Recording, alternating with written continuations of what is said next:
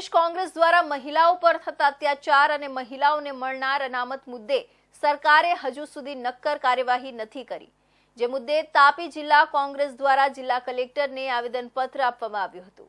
પ્રદેશ કોંગ્રેસ દ્વારા મહિલાઓ પર થતા અત્યાચાર અને મહિલાઓને મળનાર અનામત મુદ્દે સરકારે હજુ સુધી નક્કર કાર્યવાહી નથી કરી, જે મુદ્દે તાપી જિલ્લા કોંગ્રેસ દ્વારા જિલ્લા કલેક્ટરને આવેદનપત્ર આપવામાં આવ્યું હતું। 33% મહિલા અનામતની હજુ અમલવારી નથી થઈ, સાથે દિન પ્રતિદિન મહિલાઓ પર અત્યાચારો વધી રહ્યા છે, જેમાં પણ સરકાર અસમર્થ હોય તેવું દેખાઈ રહ્યું છે।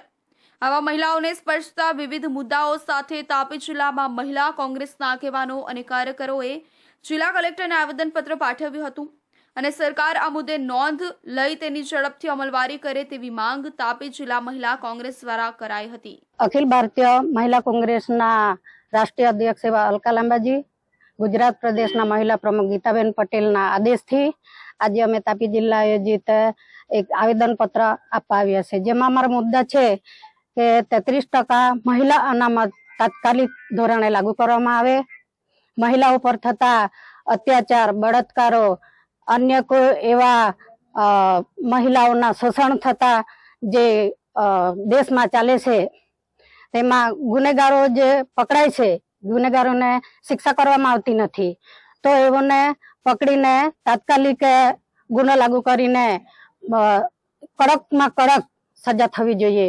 અને અમારી તાપી જિલ્લાની આ મહિલા કોંગ્રેસ સમિતિ વતી એક જ માંગણી છે કે 33% મહિલા અનામત તાત્કાલિક ધોરણે લાગુ કરે, મહિલાઓને સુરક્ષા મળે અને જે ગુનેગારો છે એ ગુનેગારોને તાત્કાલિક સજા મળે, એ અમારી માગણી છે। આજે અમે આવેદનપત્ર એટલા માટે આપવામાં આવ્યા છે કે આ આખા દેશમાં જાણકારી થાય અને રાજ્યપાલશ્રીને આ આવેદનપત્ર મળે, જેથી આ કલેક્ટર દ્વારા આ આવેદનપત્ર આપવામાં આવે છે। આજે પ્રદેશના આદેશ મુજબ અમે કલેક્ટરશ્રીને આવેદનપત્ર આપવા માટે આવ્યા છે। તાપી જિલ્લાની દરેક મહિલાઓ, જ્યારે મહિલાઓ પર થતા અત્યાચારો અને મહિલાઓને જે અનામત મળવું જોઈએ 33%નું અનામત, એ સરકાર હજુ સુધી અનામત આપી નહીં રહી।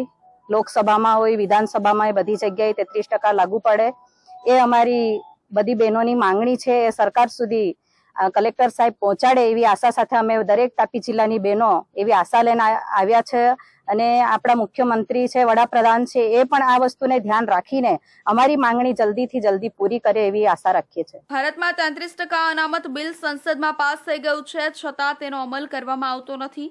સંસદના બંને ગૃહમાં મોદી સરકાર પાસે પૂરતું સંખ્યાબળ અને વિરોધ પક્ષનું સમર્થન હોવા છતાં ભાજપ આ બિલને લાગુ કરતું નથી। 33% અનામત બિલ કેન્દ્ર સરકાર દ્વારા કેમ લાગુ કરાતું નથી તેવા સવાલ ઉઠાવીને વિરોધ પ્રદર્શિત કરવામાં આવ્યો હતો।